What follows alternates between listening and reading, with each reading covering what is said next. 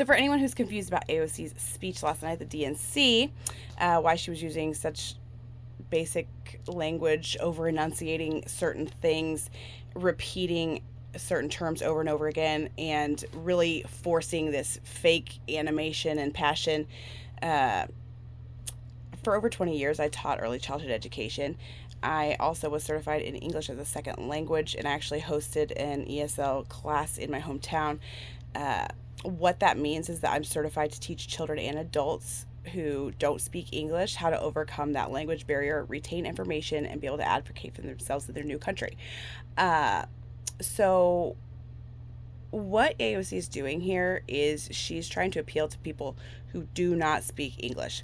Now, before people get upset and say that a lot of immigrants do not speak English as their first language, they may not speak English very well, but they're still functional members of our society. Yes, that's true.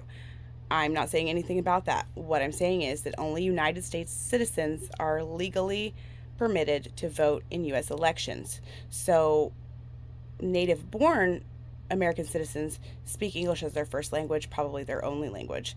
Uh, Immigrants who've become United States citizens speak English well enough to pass the citizenship test. So, who is AOC addressing when she keeps repeating things and over animating herself with things like freedom and Kamala is for you? Who is she talking to? Because she's not talking to American citizens. She's talking to people who are brand new and have just arrived in the United States. Why she's trying to encourage them to vote in the elections is anybody's guess.